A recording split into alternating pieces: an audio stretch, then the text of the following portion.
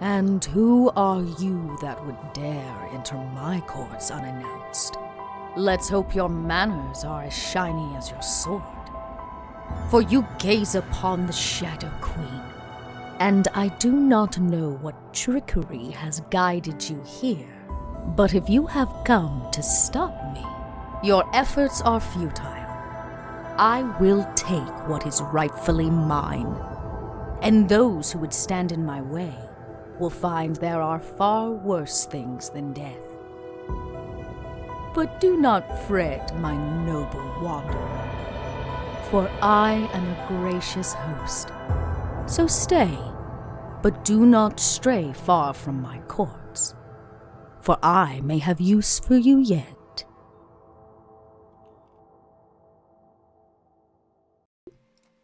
Hello, everybody, and welcome to a Monday evening here on Kobold Press. It could be afternoon, wherever you're at in the world, but we're excited you're back joining us for Courts of the Shadow Fate. We have our full cast here today, which is perfect timing because they've arrived where they needed to arrive, but only after some very strange things that happened in the labyrinth last week, which we'll recap here in a second. But I'm gonna let this crew go around and tell you who they are and who they're playing. Yeah, and then we'll hit a recap and talk about the drama bar. Well, since, Sephi, you were out last week, you want to introduce yourself first?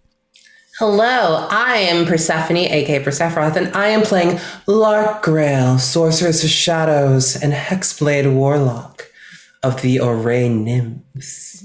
Wahaha. Ooh. Cord. I was muted. Hi, everybody. It's me, Mythomatic, and I'm playing Theoden Selvier. Yes, it's Selvier. Wow, I'll never remember that. And it's 2 seasons in. And I am a level 12, what am I? College of Glamour, inky, poetic, shadow casting bard of Glamour. It's true. Glamorous you are. At least I've heard that a few people in the Shadow Realm feel that way. I'm surprised he hasn't changed his name to Theoden Ladykiller. This is true. Yet. Yet. There's still time. There is still time. There is still time. It's a fade killer. That was a bad joke. I did not laugh. You're canceled. Yeah. Just you're canceled. I quit. So good. Not but ladies, it could be anybody. Fox, you're up. Ooh, Theoden Heartslayer. Ooh, that's a good one for Oh, that is good. That is Chat's good. over here got your back. Hold on. I like it. Yeah, I am. Hello, I am Rocket Fox, and yeah, I am playing Seraphim Thimbleweed, your friendly neighborhood druid all-seed, Circle of Shepherd, who may or may not have eyeballs in her skull from this point forward. We'll find out. Your guess is as good as mine. TBD. It did say permanent, didn't it? Yeah. Permanent is such an objective word sometimes. Right, Dot? Right? My best friend I guess if you're universe? a kind GM. I guess we'll find out, won't we? And Eugenio. Amazing. Hi, everybody. I'm Eugenio. I'm DM Jazzy Heads. I am playing Van and Kaelin Shalos, our wizard cleric of the Shadow Queen, and maybe I can give Seraphim her eyes back. It all just kind of depends on exactly what kind of magic took them away. I'm torn because I love the look, but also would like my party member to, have eyes. Well, guess what? We've got somebody here that has lots of eyes. Don't fret. I got you covered. Oh, extras! Good! Yeah, plenty of eyes. Maybe at the end of the day, I can take somebody else's. Maybe I can have so many. Maybe I'll take a collection. Yeah, well, of other. Be careful what you wish for, because you may just get it. Last week was a strange week. No. Content warning for people that have feels about eyeballs. In advance, our team actually stepped into the maze, the labyrinth of the Moonlit King, and dove deeper into the request from the Queen, who said that she would give back the city of Zobeck and allow it to remain free, but they had to do her a favor. Not just any favor. They had to traverse this labyrinth, find the Tower of the Moonlit King, and remove his Orb of Rule, which is the item he uses to kind of maintain jurisdiction over this area. There was one other way that they could, say, take his power from him and assure that he no longer ruled this area, which also included the buttons on his jacket, which held his crest. Now, I'll be interested to see which one this party chooses to try to abscond with, and how they manage to do it, but they're not quite there yet, because this labyrinth had a lot of things in store for them that maybe they did not expect. Through a strange series of events, thanks to Seraphim, our druid, she was able to communicate with a creature they found here who was kind of haunting and keeping alive these undead skeletons of these what were they? They were not ogres or giants. My brain. They were trolls. Trolls. Thank you. Somewhere in between those two places, they were trolls. And by creature, I think you mean to say my future life partner. Yes, that's true. And- Your super crush. What was her name? She didn't really give her name, did she? Did she give her name? It was. She Something said we probably that, can't pronounce, no doubt. well, she said that people had called her I think Dark Thorne, but she didn't. Dusk Thorne. That's what Dusk they called her. Thorne, Dusk but- Thorne. But that had been a long time ago, and Yeah, she's kind of lost to that here since Persephoroth was not with us. There's our Dusk Thorne Dryad. And because did they give her some chose... Oh, believe me, I know what they look like. Yeah. I've used them before. Okay, great. So because they chose not to attack and instead offered another body for her garden, which was, of course, the Barbie. Barbie, officially named Barbie, the Barbed Devil, that was following them around, got sacrificed instead so that they could pass. Which I'm not sure they wanted to do after they found out what was on the other side, which was a grove, an open grove that held a series of people, all of them blind. And what they learned is that the Moonlit King has a protector of his tower, an eye golem, who consumes the eyes of all of those he wants to serve him. And for serving him, he allows them safe protection from all the many things that haunt this labyrinth, but well, they get to roam around blind. And they met one woman in particular who had a special curse on her, a curse keeping her and her daughter from being able to find one another in their blindness. They used to be part of the courts themselves, and the queen banished them here for their eyes to be consumed by the golem. Since our team had all of their eyes, it did not take very long for the golem to find them and to go into a combat with them. The eye golem, of course, has no eyes himself, but manifests all the eyes of that which he consumes. And the battle was not over. Even after it consumed all the eyes of their scorpion. Yeah, scorpion's Right. gone. Yeah. All the scorpion's eyes, and, of course, well, he let unleash one of his light spells, I guess you could say, or kind of legendary attacks, where they all had to make constitution rolls against this blinding light. And of course, unfortunately, Seraphim did not make it, leaving Seraphim blind. And in the last minute, our daring Lark breaks through the brush to hopefully complete this combat. But that's actually not where we're going to pick up today. We have to do a small flashback, because Lark was not with the crew last week. It seems that Lark's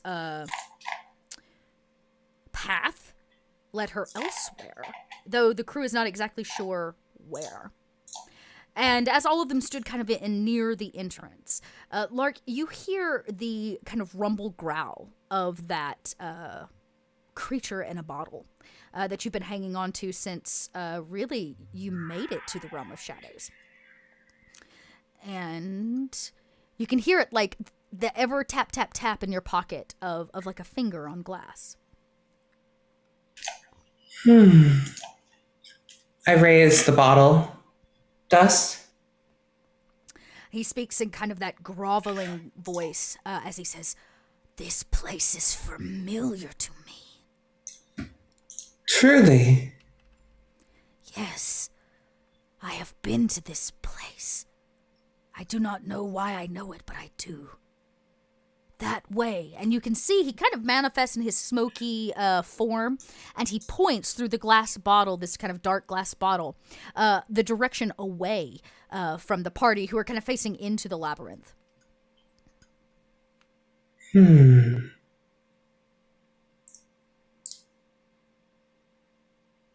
Well then.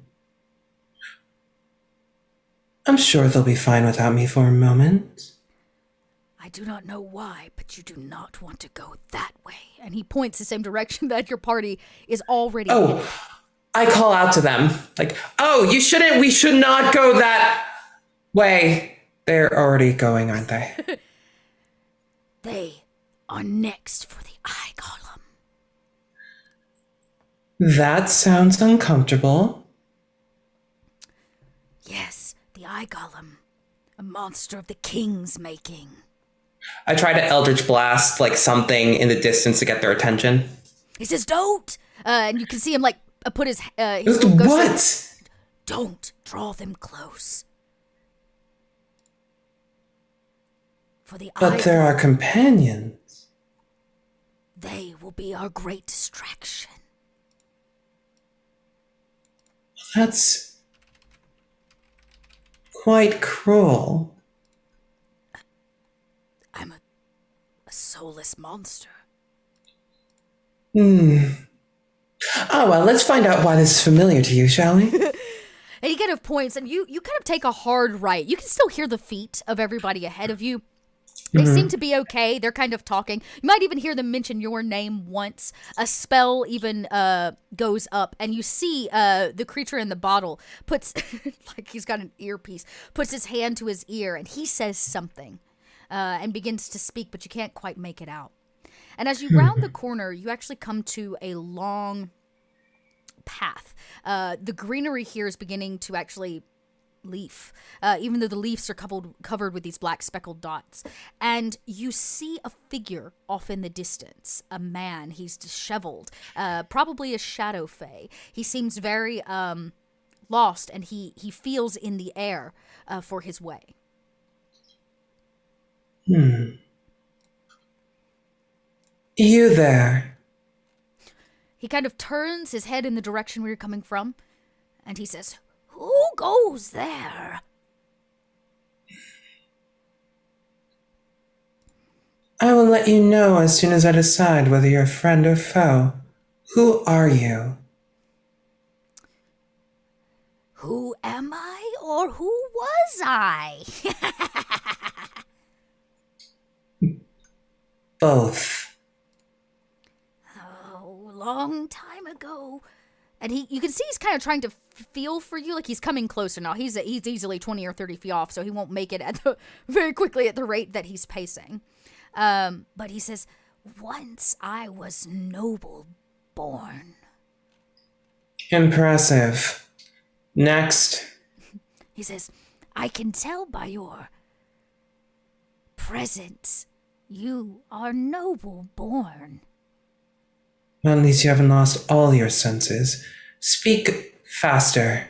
You can see he's kind of wearing this disheveled cloak, and he spins around the wrong direction because he can't see, but he tosses it off and he says, "I am Dax, hook-handed, greatest and most famous Shadow Fae duelist. Or at least I was." Oh. And you can see he kind of holds his back. He has long since been agile enough to be a duelist. Do I recognize his name at all? Oh, that's a great question. Yes, I would say so. You might have been a child, right, at this time. But he was the best of the best. He was the duelist. If you were to gain any status in the Queen's eyes by dueling, this was the one that you wanted to... this was the guy you wanted to... Dax, the hook-handed, was the one that you wanted to fight. And he does, in fact, have a hook hand in his offhand, so he has no need for a rapier. I mean, or a dagger to pair with his rapier. And you can see his hilt is now empty at his side. You're missing your blade, Dax. I recognize that name. You know me? I do. How? You were once renowned in the courts, though I was a child when you disappeared. Oh, no disappearing. Exile, then. Phooey. He kind of spits to the side. Yes. Do not worry. This is something that's familiar to me. What happened to your... And I remember the mention of the eye thing. Never mind. Nothing happened here. Nothing to see. I mean, nothing happened.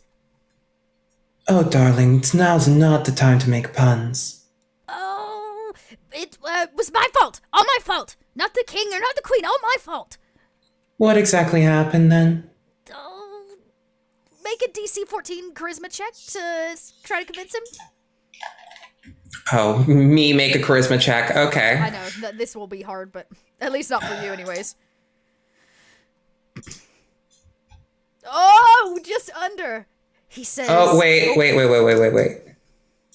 I can't see anything. Hold on. There we go. I think... I'm trying to check because I have Enthralling Beauty. Okay, no, that doesn't work.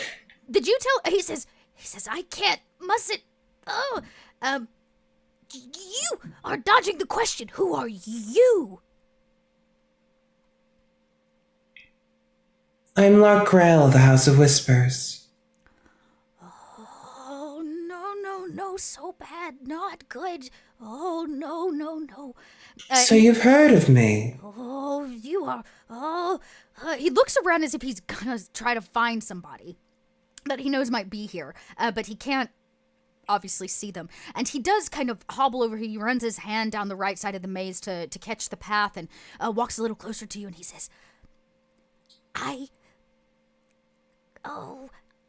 cheated! Ah! And he kind of throws his hook and his hand into his face as he begins to kind of weep in this kind of sad and innocent way. You cheated in a duel, and for that you were exiled? The best Fey duelist cheated. The queen So? banished me here. Every Shadow Fae cheats. But I got caught! There's your problem. Still, I don't know if you deserve to be exiled. Oh. And he stops and he sniffs the air. Oh no, the Duchess comes! The Duchess whom? And he kind of like scutters around a corner and disappears. Nope. I've been waiting. I would grab him by the neck and slam him against the wall. Okay, it won't be hard. You can make an athletics or a dex check at an advantage if you just want to reach for him. Because he can't see you, so he can't really dodge you. That's a 19. Oh, yeah. Fantastic. Yeah. You grab him and he goes, ah! Oh, not the color. Oh. Information, speak quickly, unless you want to be missing more organs in your eyes. No. He sniffs the air and tries to find the trail, and then he points just off to the right. It kind of stars, it spreads out the path into multiple sections, and he points down one in particular. And if your eyes follow his finger, often kind of the darkness of this labyrinth, you'll see the figure of a woman in a dress, big, kind of billowing, maybe even some kind of hoop underneath it or bustle. But the dress is disheveled, and she also stands there, eyes glazed over and white. Can I try something? Mm-hmm. Can I roll to see if light was truly what blinded this man? Oh, yeah. You could make a flat medical check, or if you have another way you think you can identify it. Insight. Yeah, I'll take an insight. Let's see, because oh. That's a 26. Here's the thing. Now that you're this close, you see that he's not just blind. Like, his eyes aren't just whited out by the blinding of light. They are cavernous holes in his head. His eyes have been removed, plucked from his head. And he says, the Duchess approaches. And he kind of almost shakes in your hands as if he doesn't want to necessarily be near her. Now, I'm going to say it's been a while since you've been here, but the last time you were here, you were in a little bit of some trouble. over, your family and some things with the Black Prince and so forth and so on, but you have not seen this woman since you were exiled. I see. Is she blinded as well? She is. Her eyes have also been plucked. She you can tell her makeup and tears have run for quite a long time down her face. Do I know her full name? You do. Well, I say that. They call her the Duchess Lorachny. I'm going to put this in chat for you so that you have... Lorachny. Lorachny, I think is how you say that. You would know that, she was the Black Prince's first choice. She might have, been your competition, and she had zero interest in the Black Prince. In fact... I think it might actually be Lyrny? It's a Scottish name. It's weird. I'm just gonna go with Lorachny. Great. Okay. But you would know her as the other woman who had the attention of the Black Prince, and she always assured you that she had no interest in him. What she's doing here, though, that's all great news to you. I release the man without looking at him. He kind of drops to the ground and he scuttles on all fours, up and around the corner. He does not want to be here for this. I incline my head to her, though she can't see it. Duchess Lorachny. She looks up, knowing that is her name, but it takes her a second, and her head pans over, and you can very clearly see the damage done to her eyes. The collar around her neck has caught years' worth of blood, and she says, "Who addresses me?" Lark Grail of the House of Whispers. Lark Grail. That is a name I have not heard in decades. Tell me, Lark Grail, did you accept the prince's advances? I fled the court. Smart. He doesn't like the word no. He did this to you. His mother did this to me. She doesn't like for him not to get what he wants. She steps out of a shadow and you can fully see her now. Her beautiful golden dress is long since ripped apart by the vines and the dead of this labyrinth. I cast Prestidigitation to get rid of at least the dirt and grime. Oh, nice. Yeah, you can see the lace and stuff and the beading has kind of been pulled free. But now, once again, even in this dark place, her kind of beautiful gold dress shines a little bit brighter and with more color. And she even touches her face and her hands, and now the blood is gone. And she says, I do not know what it is to feel clean. I wish I could do more for you, but I have no skill at healing. Why are you here, Lark Grail? Unless you are being sacrificed to the Golem. At the behest of the Queen, I've been sent on a mission with several companions. Several companions? Then you are, in fact, doomed, for no one passes into the court of the king and survives, unless you give servitude to the Golem.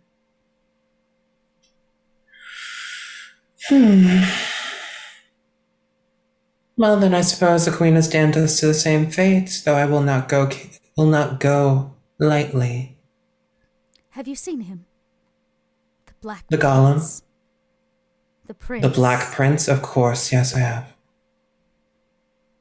Does he still ask about me? Do you wish that he would? I wish that he was dead.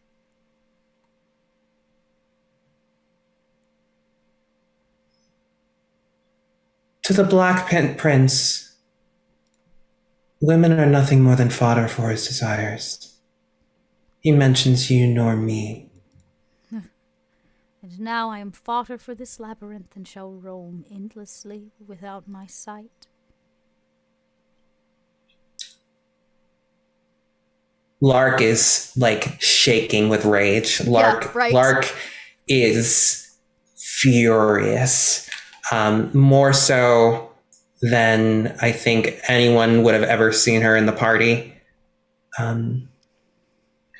I need to do something for this woman. Oh. I need to do something for her. What can I do?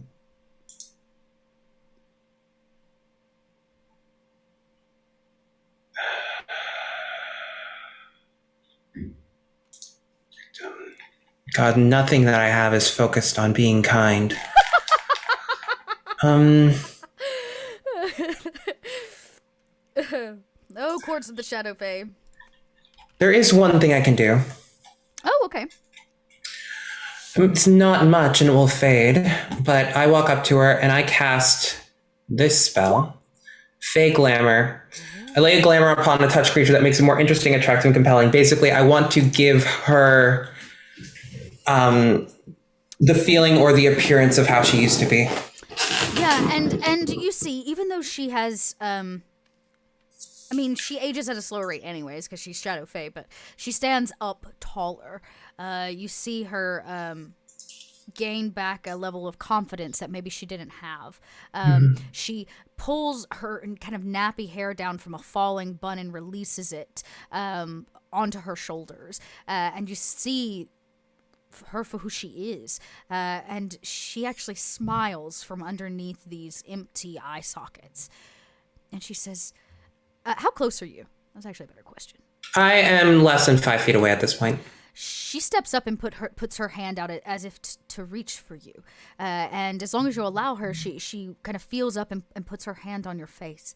And she says, Lark Grail, I'm sorry for the unkind things I said about you in the past. I wish I could look upon your face again.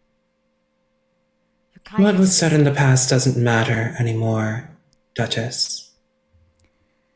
Never have truer words been spoken. But heed me, Lark Grail. You do not want to come this way. It is my job to guard the pile of bones left behind that the Golem did not seem fit to consume. I lift up dust. Do you believe that the spirit is from those bones, belongs to those bones? Many spirits haunt this place. And she kind of puts her hand on the glass, and there's that little thud again from Dusty on the inside. And she says, if you would like to cross, your kindnesses, I cannot deny you. And she steps aside with her big skirt, kind of revealing an overgrown arch that dangles with dead vines and withered flowers.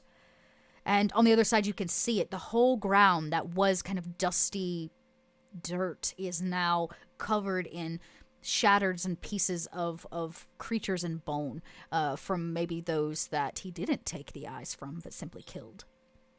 So the ones that achieved some sort of kindness from this being. Duchess. Yes? I cast... No, I don't. I look at her and I say, I will find a way to restore you. She smiles once more and stands up straight and kind of fixes that posture with her hands right underneath her breastbone. And she says, I will owe you greatly, Lark Grail. No. Not owe. The one who owes a debt is the Black Prince and his mother. You speak treacherous words in a very dangerous place. Your bravery I is speak inspiring. treacherous words in the domain of the king. The queen's ears are not allowed to penetrate this far. That's why I'm here. And should the king hear me, he will know that my words are true. He is crazy, so be careful. But I have heard whisper amongst the other blinded. If you can kill the Eye Golem, he will release our vision, and we'll be free.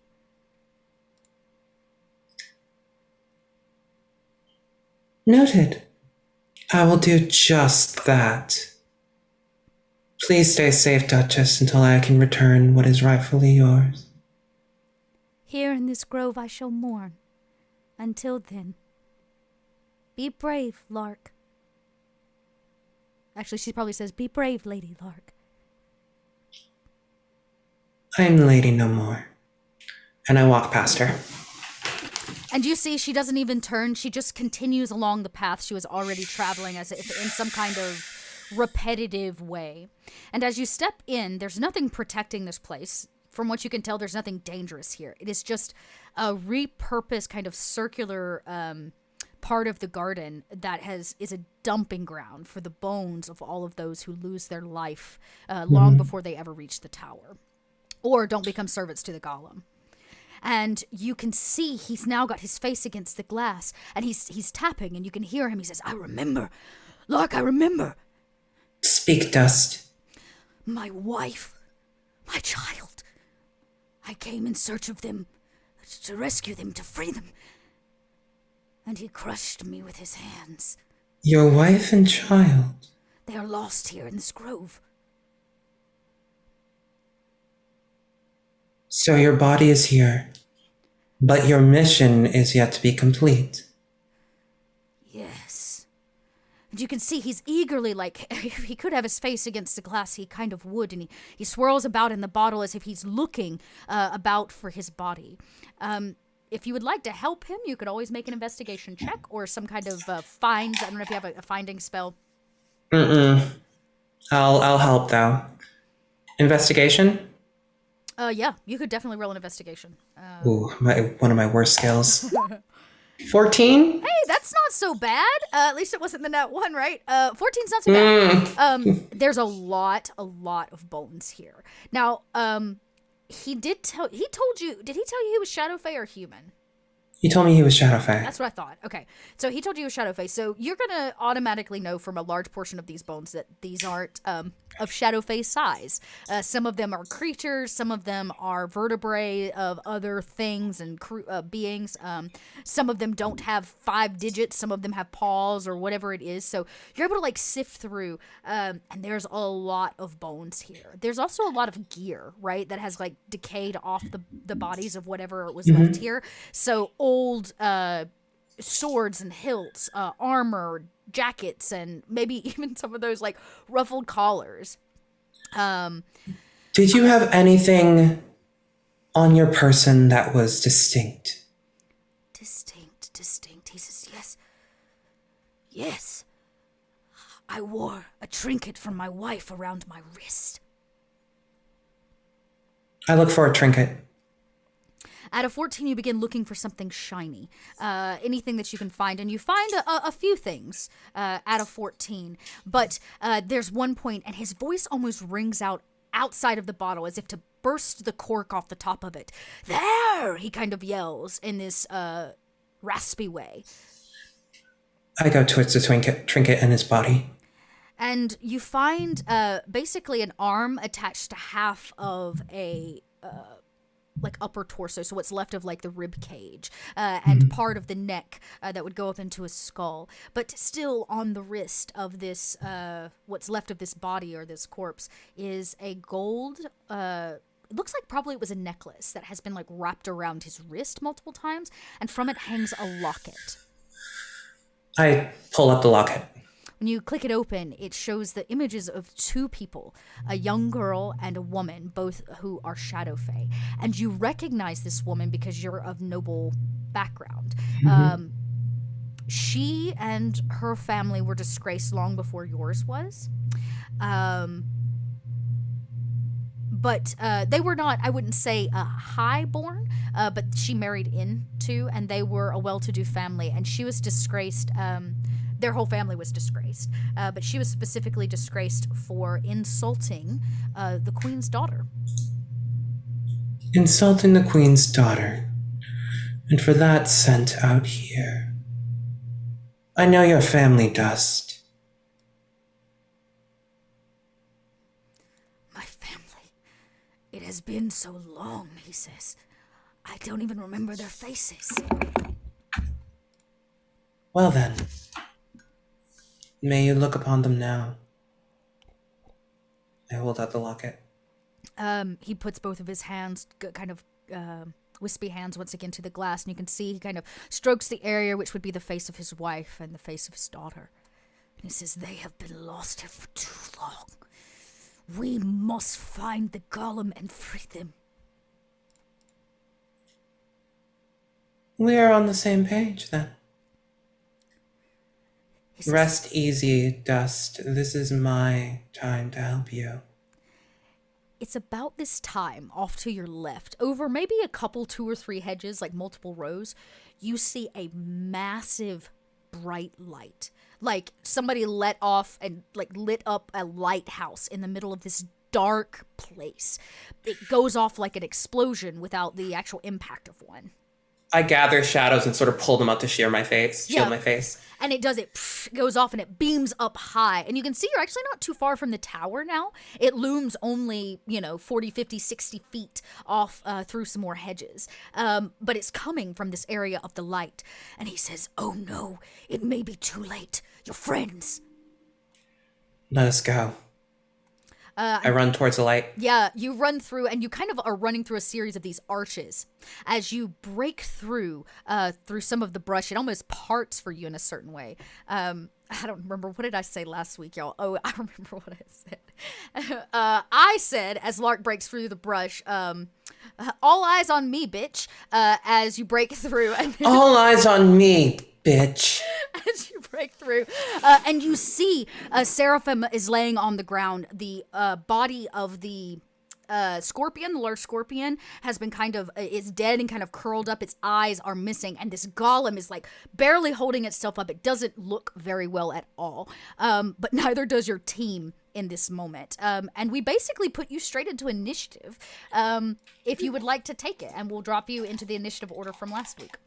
I will absolutely take it. Great. Also, as a real quick aside, just so you know, Seraphim also,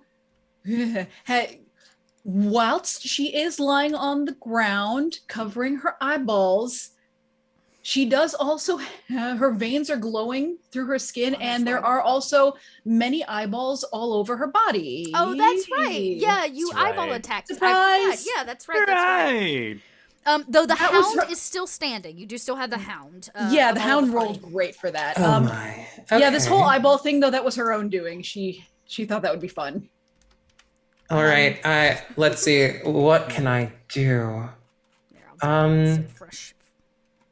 I am going to use my bonus action to. I'm going to use Evil Eye. You gaze at one creature within 60 feet of you, and using a bonus action, you mark that creature with darkness. You're not the only one with eyes that can see. Oh. Okay. So it's basically magical darkness around him? Mm-hmm. Okay, great.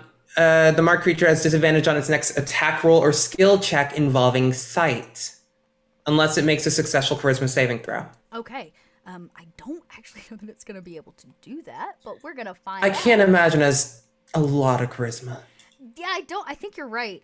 This is the eye golem. This is an alphabetical order dot. Okay. A quick roll for him. The eye golem is gonna make a -5. No, it does not make it. Okay, so it's a disadvantage on its next anything involving sight, and then I am going to. Am I close enough to melee? Oh, yeah, I imagine you burst right through and get into whatever place you would like to in the combat. Okay. Green Flame Blade. I'm going to attack. Make an attack. Let's see. With my magical rapier. Yes. That is. Oh, shit. 11. Wait, did somebody had.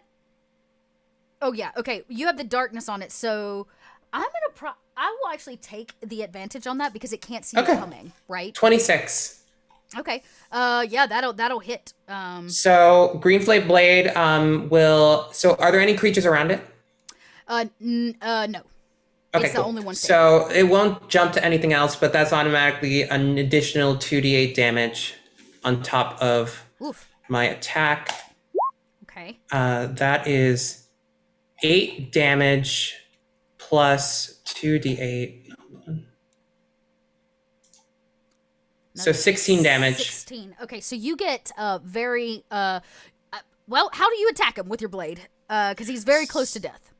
So I jump into battle. The blade glows with green and white light.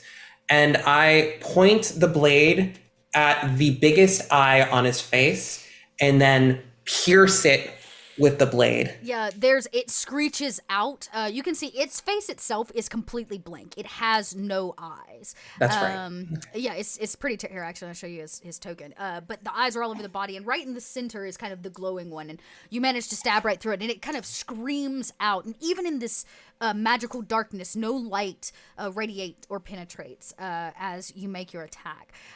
Is there anything else you'd like to do on this turn? Is he still up? He is still up, but I'd like to attack again. Yeah, that's what I was hoping you were gonna say. Okay, so... And again, take it with advantage because he doesn't know where you're coming from. There's no way he can try to...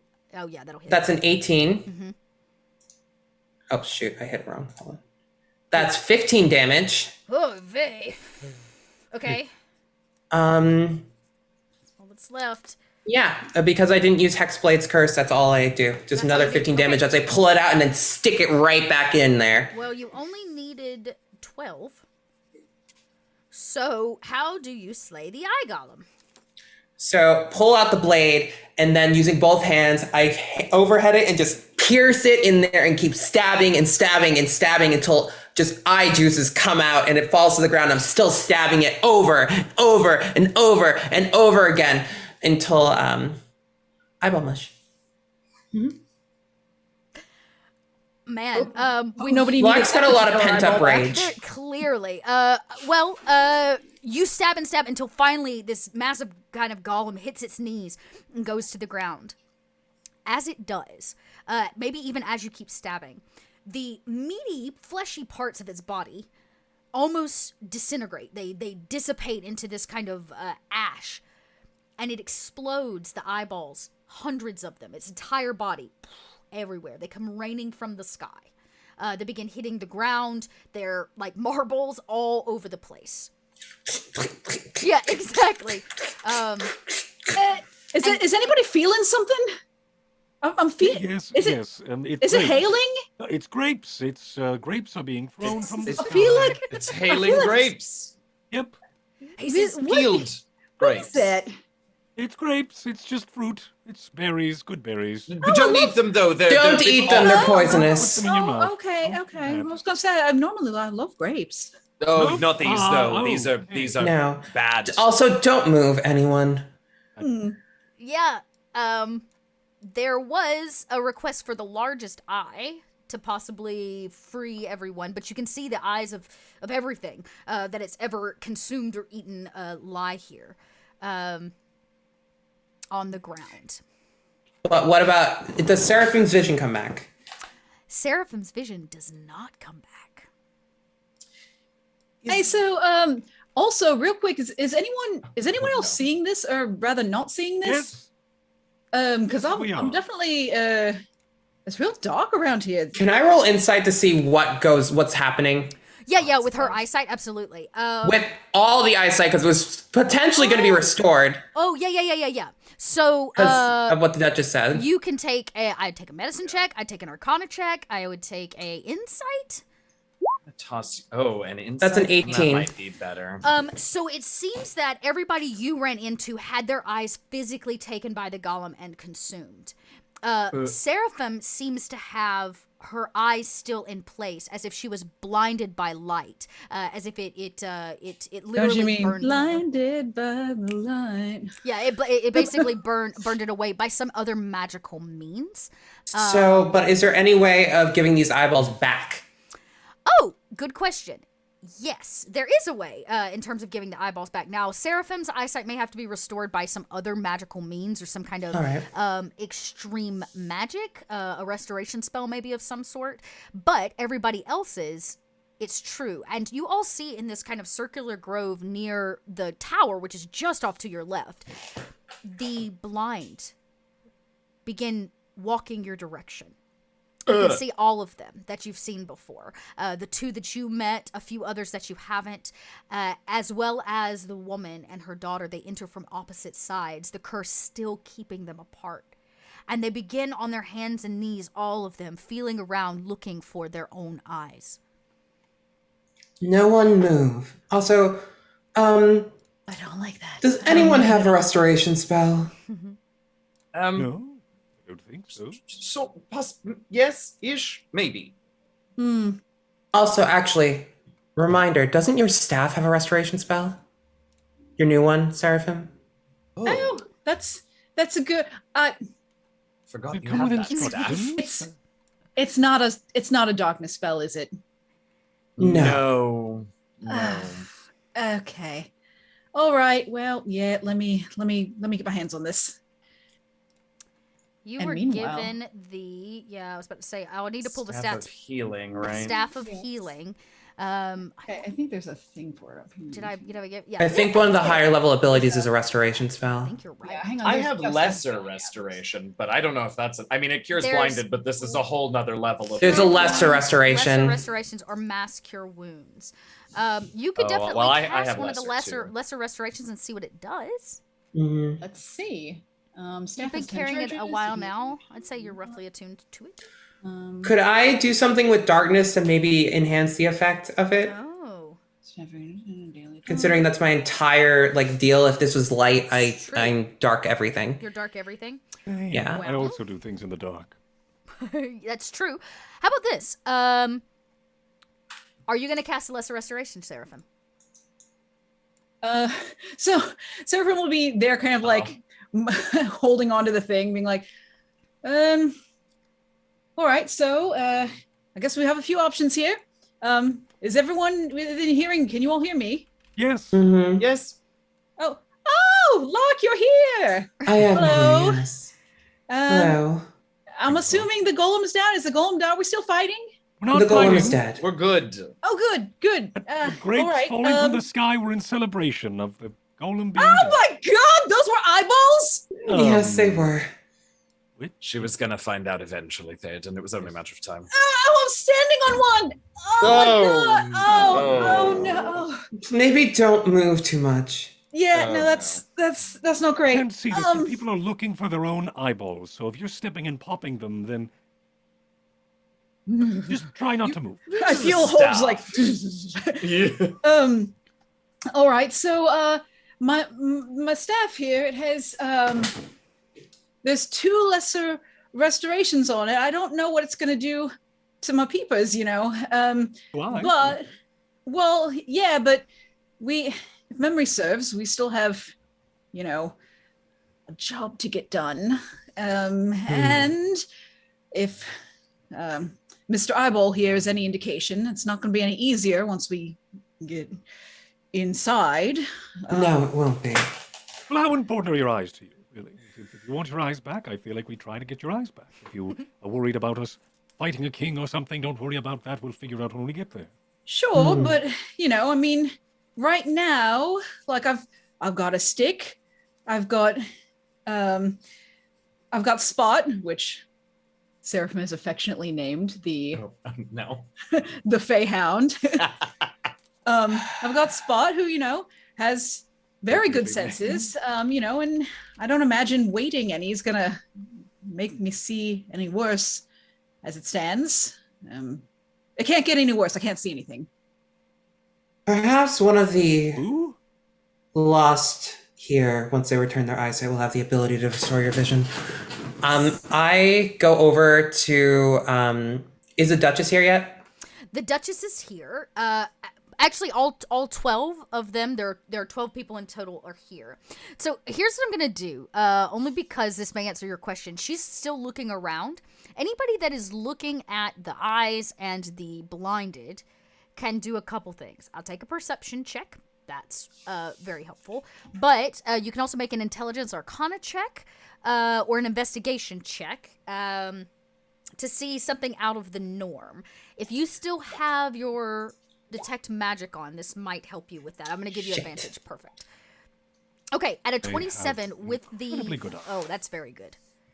Hey! Holy Everyone else is more helpful here than I am. fudge Wowie. monkeys. Okay.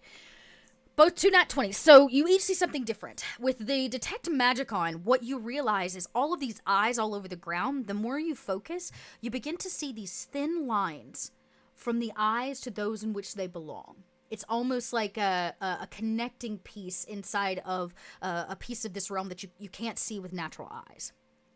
There's kind of like a flickering beam of arcane energy that connects them as all 12 of them return to try to find their own eyes. Now, at the 30, we get something totally different. You find something totally different. First off, you find the largest eye. It's massive. It looks like it came out of a huge creature. That's important because you were told that you needed to find the golem's the big eye to successfully release all of these people, or at least the curse. It's all mushy, isn't it? Yeah, it's kind. I mean, it's been stabbed once through, right? But Like you know, sort of a deflated beach ball. yeah, it's like it's a little squishy. It's a little softer than maybe it should be. But you also find something else. There's a lot of eyes from folks at the Fae Courts here, and you know that like sometimes eye patches are worn by people at the Fae Courts to maintain their courtly appeal. But there's one man in particular, the Baron Suvid, who is he was kind of a blonde-haired Fae. You might have witnessed him at the same table as the Black Prince when y'all did back in season 1 when you had your dinner. This isn't the jerk, is it? The one that we argued with. One that we all hated. I think it's the jerk. It is the jerk. Yes. Yeah. It is the jerk. Oh, can any of us tell which eye is his? This is his eye, and in fact, The big one? No, not the big one. You find at the 30 with a nat 20, you find his eye in particular as you're looking around. Ew. And you know it because it's this silver blue color and it matched his single eye that was left. Can we God, accidentally you're such lose a it? dick to me. But you know, you do in fact find it. So you can do with what you want with that information.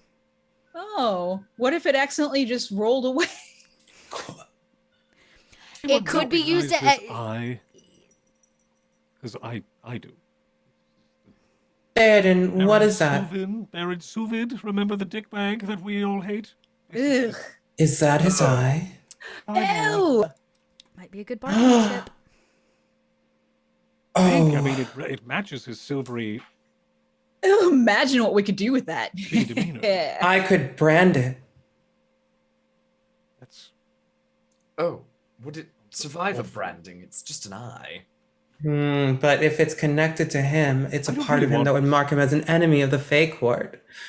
Do I see that? Like, do I see a thread coming off Yeah, of this it like eye comes and up going and goes somewhere? like way out over, Okay. and back towards the queen's Way off the map. palace. Yeah, So yeah. I it mean, probably we is still probably connected have to to him put then. it back in him first, but I don't know if we would actually. what I'm do you mean? seeing, well, and I sort of describe the threads, and midway through, I'm looking around.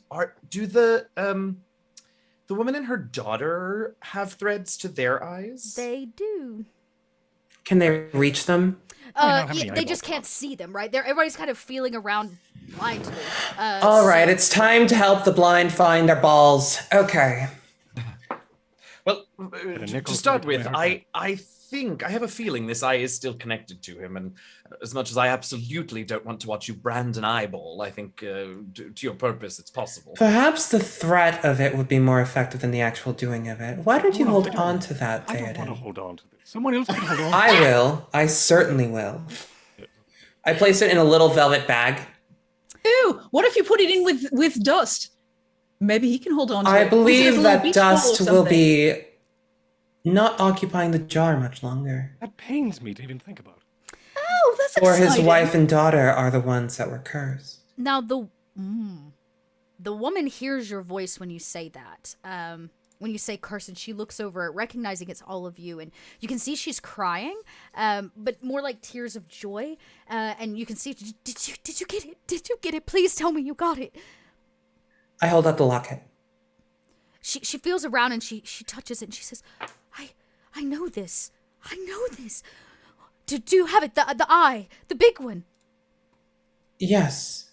We have to do the ritual before the king knows what has happened.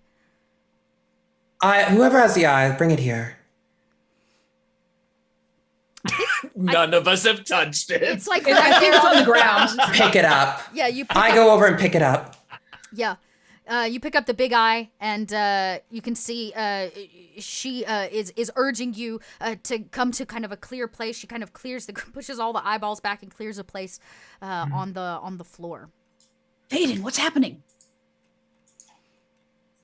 Theoden, you should. An eyeball that we Ennio, what's your character name? Vannon. Oh, I haven't put it on the thing. Vannon. Valen, right. Valen, you're probably going to be necessary for this. There we go. Yeah, I'll head over and listen and let Theoden tell Seraphim what's happening. I'm going to assume that's happening, so it doesn't actually have to happen. I tell you everything that's going on. There's a bunch of people who are looking for their eyeballs, and we found another eyeball that is probably going to be the Baron eyeball. And And she says, "Are you?" And she feels your robes, Vannon, right? And she says, "Are you? You can perform the ritual." I believe that I can. Okay, I do need an Arcana check to successfully perform this ritual. Can I get the helping action? Please. Sure, you can take advantage on that roll. Thank you. Great. Where is it? 15 and 15. It's wild. It's wild. You begin, and you can maybe the both of you sit down together. You circle around this eye, and you begin to cast, and it doesn't seem that anything is happening. Are you trying hard enough, Vannon? No, I think it's more than that. And I turn to the Duchess and I say, "You said that you were cursed. Yes. By whom?" By the By queen the- herself. Ah. Hey, I Vannon, have a- vacate. well, yes, all right. Theoden, vacate. Yes, very well. no. We have to figure this out. We have to figure this out without Vannon. Oh, why? Why's that? Because Vannon can't do anything against the Queen's will. Yeah, he's not the best for that. Vannon is sort of over in the corner, like mumbling to himself, like, "Well, our mission for the Queen is to do this, and if we need her help to do it, then I'm just following my orders if I remove the curse." Just sort of trying to justify it in my head while the rest of you figure it out. How could I find a loophole? There's got to be a loophole. And remind me, she was cursed because she didn't want to date the Queen's son. Nope. So This is the somebody else. woman and the this is daughter someone are different else. than the Duchess, but yes. Oh, that's very good. Yes. What did you? Yes. I think we asked her, and I don't Insulted remember the daughter. why. She insulted the queen's daughter, is your understanding. And for it, the queen banished her and her child here. Dusty Right. came looking for them and died in the process. Okay, I don't know if I can help. How did Dusk die? Dust died by being crushed by the eye beastie. Oh no. Into dust. Do I need to attempt this myself? I'm not a ritual caster. I could try. I could give it a try. I don't know that it's gonna go I'll well. help, Seraphim. Seraphim, Well, you it's keep okay. starting it. You don't need your eyes to cast a ritual. Yeah, There you go. I'll give it a try. I mean, I don't like the queen very much, You so give us I another don't have Arcana any. check at advantage. The queen and I, we don't have any sort of That's special. true. Right. We have no, yeah. All right, and here we go. Cha. Ooh. Oh, good thing it was the 18. Good thing you got that advantage. Whew. Okay. With advantage. It takes you a second. It's much harder to cast a ritual when you can't see the pieces that you need, the stuff you may need to burn, the circles you have to draw. But good news is Kind of falls over on the way over. Right. Like it's Lark is there there's a lot to happening. help you, and between the two of you, you are able to muster up enough arcane magic to burst this eye wide open, which is exactly what happens. It kind of like open everywhere, all over the ground. Yeah. I just And as heard something, and I as felt it's- something. What's going on? Oh, don't worry about it. It blew up. Oh. As it does, other things begin to happen. The eyeballs that do not have lines connecting to someone, possibly because those people don't exist anymore, quickly turn to gold. They burst open, and reveal a gold coin. Nice. Yeah, well, nothing like a little little treasure on the other side of something to help you out. But everyone that could not see is almost drawn to their own eyes. Where they were searching aimlessly, now they search with great purpose, as if they know exactly where they are. And they pick up their own eyes, and you watch as they put them back into their head. As they do, their sight begins to return. And the curse that was keeping the mother and daughter apart breaks. The little girl looks up with these big blue fey eyes for the first time, and she sees her mother across the way. And she runs across and slings her arms around her mother, and they sob together in great joy as they're brought together for the first time in decades. But Lark, in your pocket, the bottle, it rattles with energy. Oh, the bottle's not in my pocket. I'm already holding it out. Oh, you're already to the holding it woman. up. Okay, great. You can see that if this creature could weep, it might. And he simply says, "My time is almost done, Lark. Release me." I open the bottle. As you do, this billowing black smoke pours out and it up. And the same figure that you once saw before, but now he's not as ghostly or ghastly. He has a lot more form. You can see maybe what he once wore. And he stands there between all of you and this mother and this daughter, and you see the two of them look up and see her husband, even if he is crossed over to the other side already. And he smiles, and he walks over to them, unable to touch her, even though he may try with his hand. And he says, "I promised you I would save you, and I did." And he reaches down and picks up one of the coins off the ground, and he says, "I must pay the ferryman. It is my time to cross over now." He says, "In our next life, I shall see you by the river Styx." And he kind of fades into the ground, coin in hand. The woman looks up, and in almost like a piece of shock, she holds the locket you handed her in her hand, and she comes over, back over to Larkin and the rest of the group, and she says, I don't know how to ever repay you for your kindness. There's no need to repay us. I feel that I must. I have to tell you something. And she gets really close because the tower looms above you. Yes. She says, "The Moonlit King, he is wholly mad, and anyone who visits him, they end up the same. The servants inside his castle, I can hear them. They are not shadow fae. They are strange creatures, filled with just as much madness, thriving on chaos. I've heard others whisper, calling them Darrow."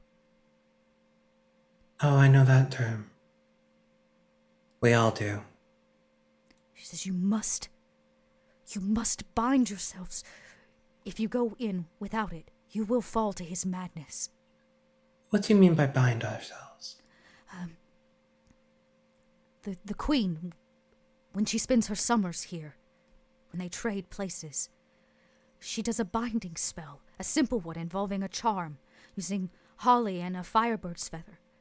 But it will help you against the king's madness in this place. But it will bind us to this region, won't it? It will only bind your sanity. Well, that sounds positive for all intents and purposes.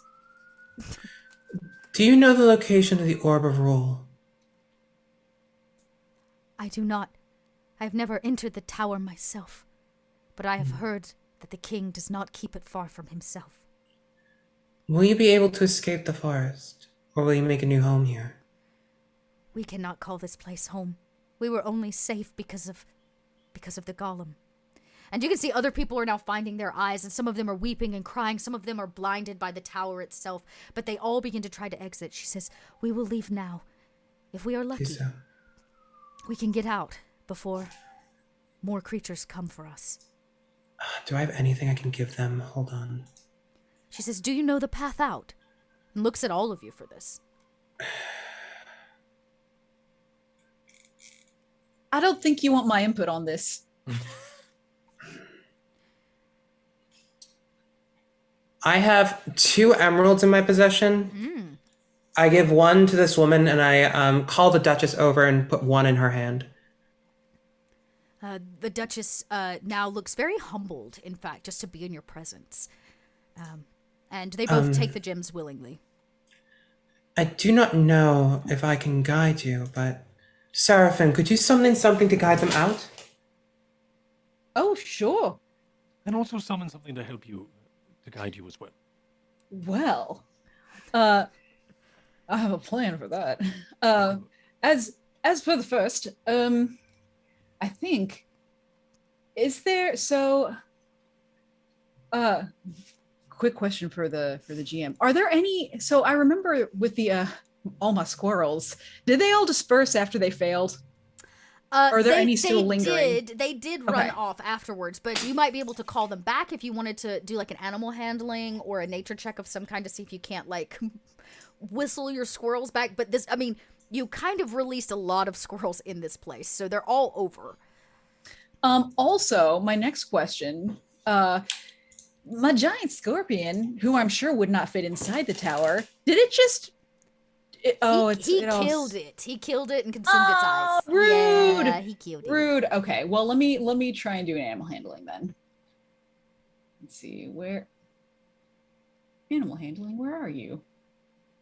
Oh, I'm on the wrong page, that's why. All right, and let's see how this goes.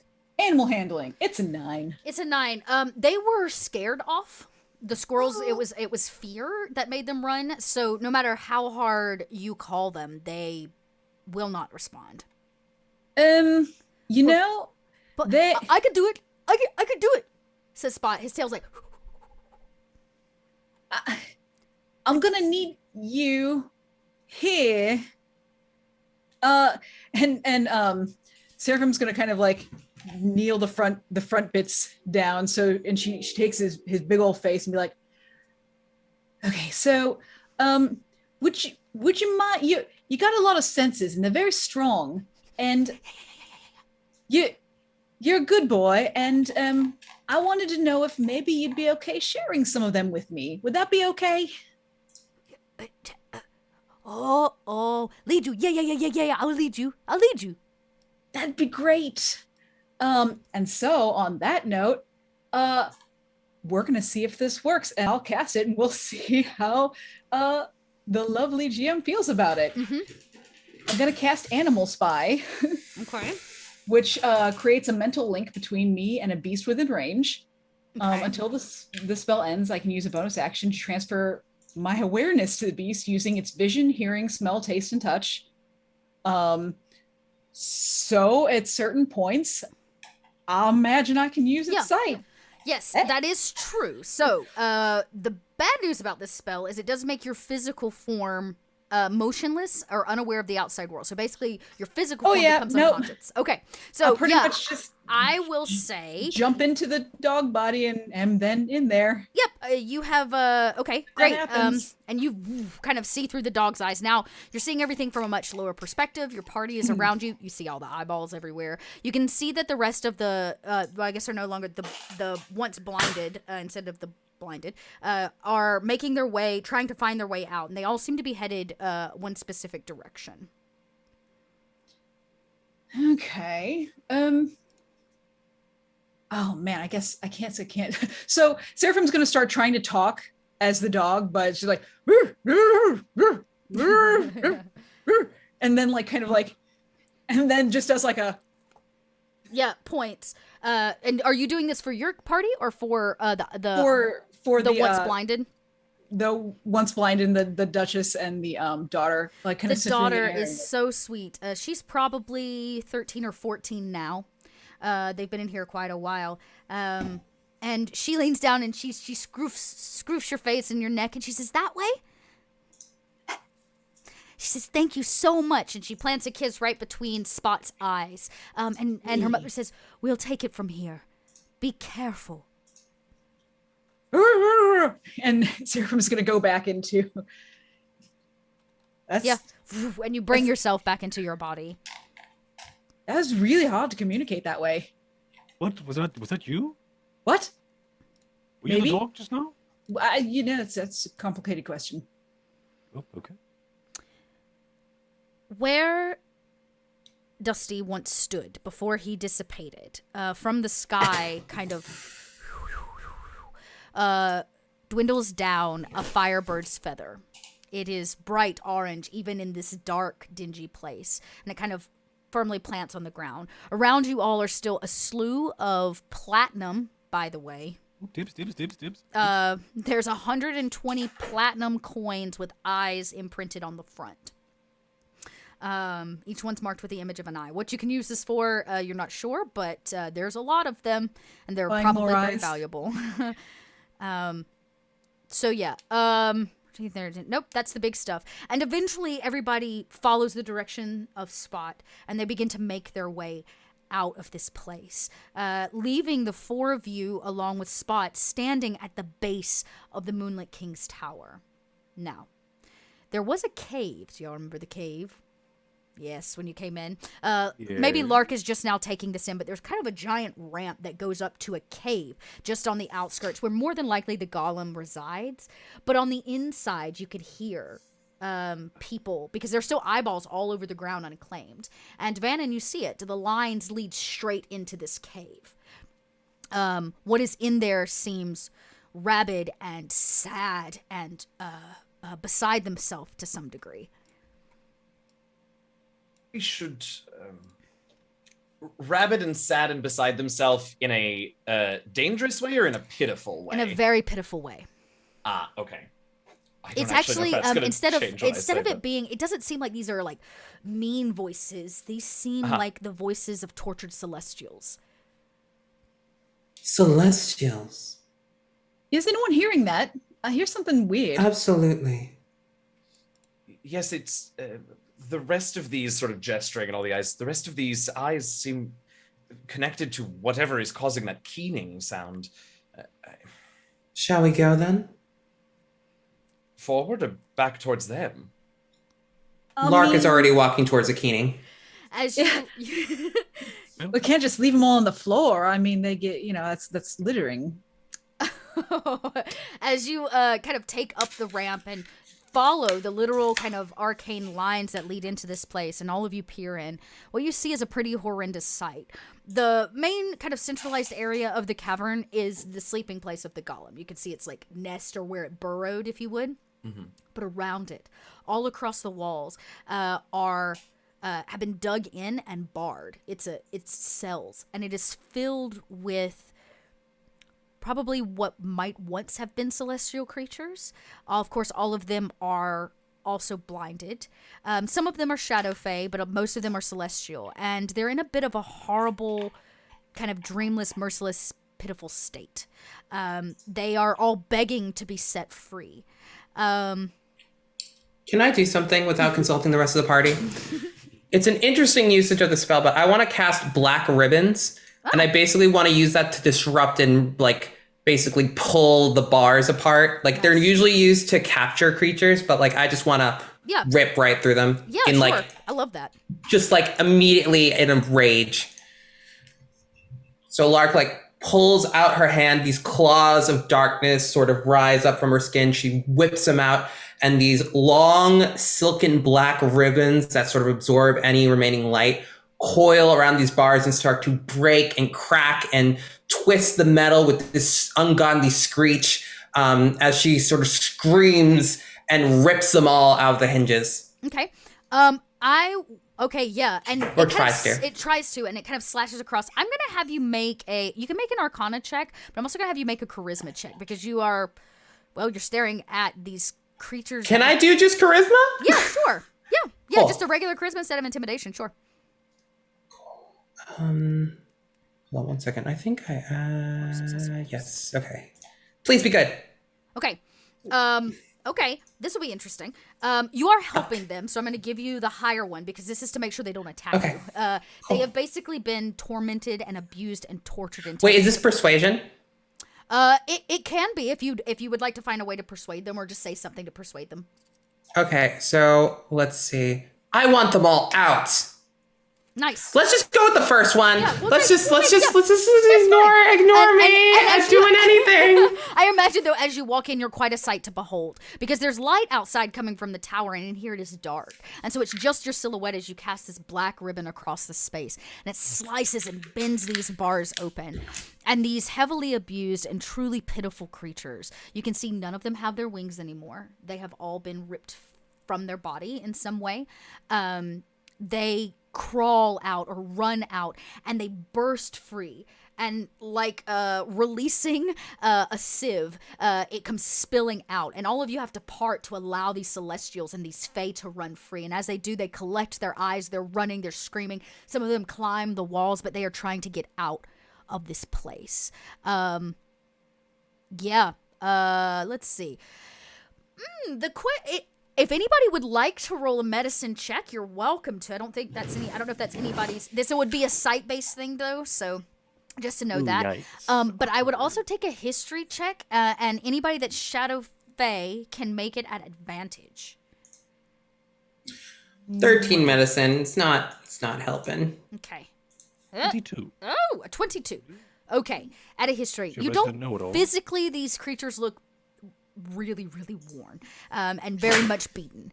And their wings are missing. But there's a lot of things that you picked up on in the courts while you were there, even for a short amount of time. Lots of rumors and whispers.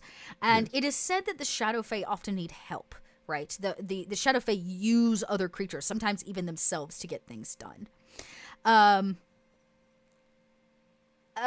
Oftentimes the Shadow Fae will call upon demons or celestials to help them out, to do their bidding, to lead them to something. And it seems that then the Shadow Fae, instead of releasing them, keep them here. They have, they have spent time, I guess you could say, in this place serving the Shadow Fae, and they are pulled when they are needed and then put back into this horrible place. There's going to be some very unhappy Fey nobles the next time they attempt to ask for assistance. Good. Yes. But it is the breaking free of all of these creatures as they come screaming out of this place that the glass wall between you and the tower itself releases. It almost shatters with the sound. And the doorway into the palace is now standing open. Well, we can always blame it on having to get to the king. Yes, the only way to open the door was to... Release them. Oh, we don't have to blame it on anything. I mean, just depending on what we want to do after this. Why are I'm we making almost certainly excuses will. for this? You are aware where I get 33% of my power from. Well, what about the other 66? Well, 69, 67. 69. Nice. Always. 67. It doesn't add up to 100, but that's hardly the point.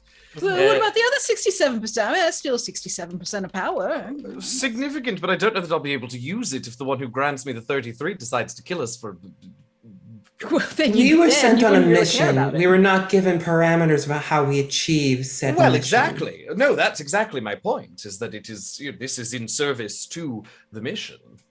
Whatever was not foreseen in Her Majesty's great and powerful eyes is not something that we, mere mortals, could detect.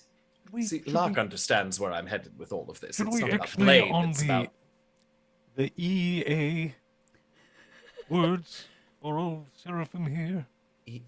Yes. I see. EA. Never mind. It's not for you. Don't worry. Odd word to speak in that It is. language, isn't It it? is. About. Anyway, Yes. You're being very. Yee. Yeah, I don't know. You're being very cryptic again, like you always are. We always talk about this. Wonderful. Seraphim, are you sure that you don't want us to try to heal you before we go inside? I mean, if you want to try to, I just, my main concern is if we use up things that we don't have access to later, especially if they're not going to work, and then we've used them you've up already when we committed need to them this later, and you've got an cosplay. arm hanging off, and then you need that arm when we're. Well, here's the trying to thing. fend off the If crazy your person. lack of vision that you have not adjusted to, clearly, becomes a liability, we should heal it or attempt to do so now. We can do that Or at the without end of this using.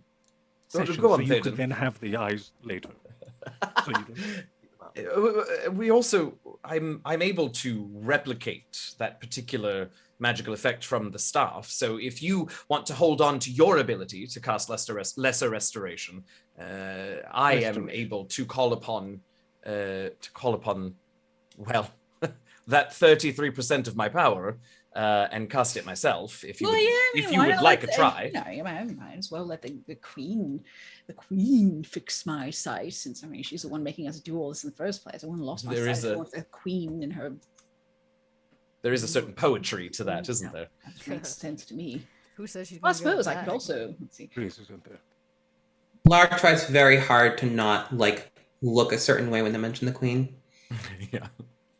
I think Vannon sort of like looks away from Lark whenever the queen has to be mentioned. So you're gonna cast lesser restoration.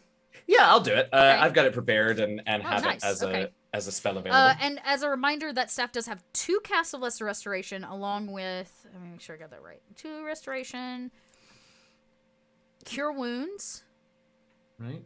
Yes. or a mass cure wounds. So you have a few Yes. Right. options there. Okay. Oh yes, I see. Oh yeah, because it would have cost charges for other things. Yes, absolutely. I'll cast it. Yes, absolutely.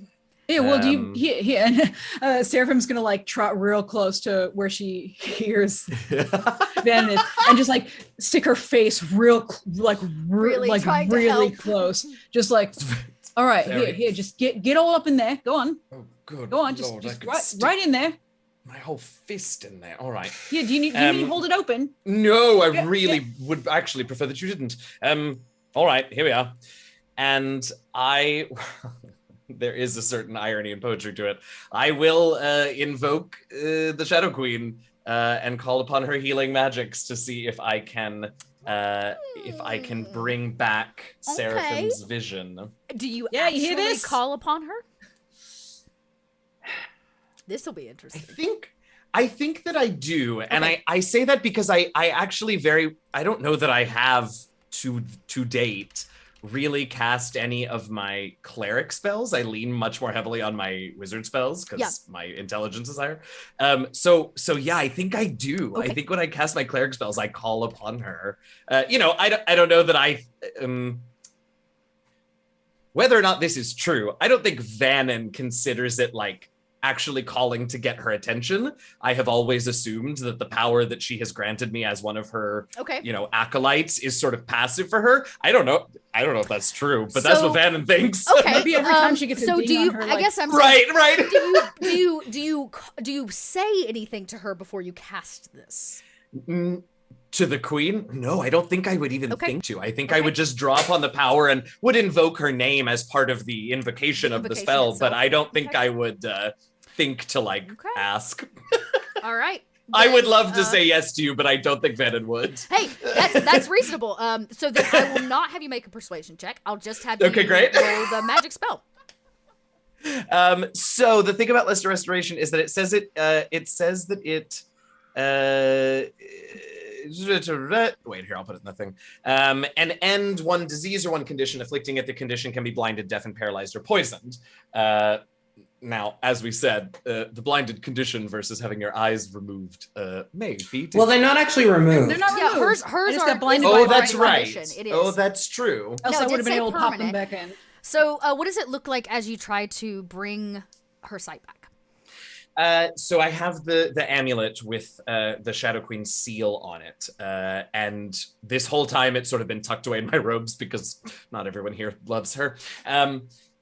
But I think there starts to be sort of that bluish dark light glowing under my robes, and I I reach for Seraphim's face and sort of hesitate for just a second, and then sort of place my thumbs on her eyelids.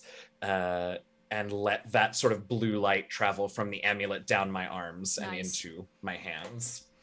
And what is whiteness, right? Emptiness fills with casting shadows. So you watch Seraphim's eyes kind of begin to fill with blackness, and as you pull it free once again, as if trying to this like scrubbing bubbles as if removing whatever is blocking her. That. It's a very slow process, and it does begin to bring your eyesight back, Seraphim. You start to see just a little bit out of the corners of your eyes, but it is going to take time. It's not going to happen right away. This is a very different kind of blindness. So it's going to take you a few, I would say a few hours, maybe days, to fully receive your eyesight back. So instead of making your sight or any sight-based rolls with a complete disadvantage, you don't have to make them with disadvantage. And anything you usually have, like dark vision or extended sight in any way, will still be... Those will have disadvantage, but right now you're beginning slowly to get your eyesight back. It's like, I don't know if y'all have ever been punched really hard and you're like, I'm definitely blind in my eye right now, and it takes it like a few hours to like, for the bloodshotness and everything to kind of dissipate and the swelling to go down. It's similar to that, so it's just going to take some time. But you begin to get the like slight coloration, the tenderness to light. Your pupils are attempting to dilate, and you can see that the milky whiteness now is gone from Seraphim's eyes. Cool. While that's happening, Dot, can I pull out the dagger and roll some insight on it? Yeah, absolutely. Which, is that the dagger you were given, or that you found? Yes. Oh, why are my rolls so crap? That was me last week. The dagger that you have is basically, it has the Queen's crest on it. This is actually important. It does have the Queen's crest on it. It has, I think I described it as like black. It's got, I know exactly where this is. I can tell you this. I can tell this to you. It's right before you went into the hedge. Okay. She told you that it basically is a dagger representing her. So it has, you think it has probably some of her powers. I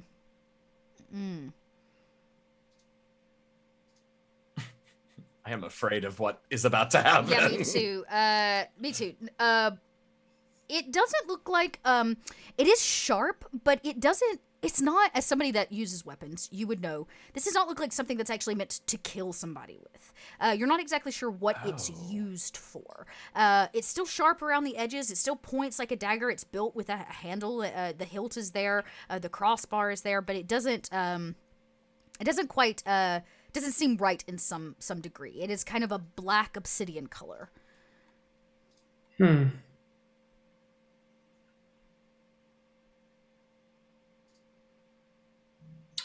While everyone's focused on the ritual, I bury the blade in the darkest corner of the cave that I can find. Okay. You kind of tuck it away. You dig up a small hole and you bury it deep. Now this cave is empty and kind of hollow. No longer does it stand with such roaring pity and pain. And you cover it back up. The dirt here still very kind of soft as you hide it away. But you do that with absolutely no problem.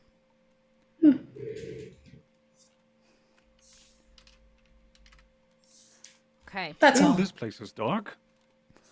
You say that. As you cross over where the glass wall once stood, though now there's no glass shards on the ground, none of that, you get a really good look at the tower. Does anybody have sensitivity to light? You would think I would, but I don't think I do. Yes, I do. Oh!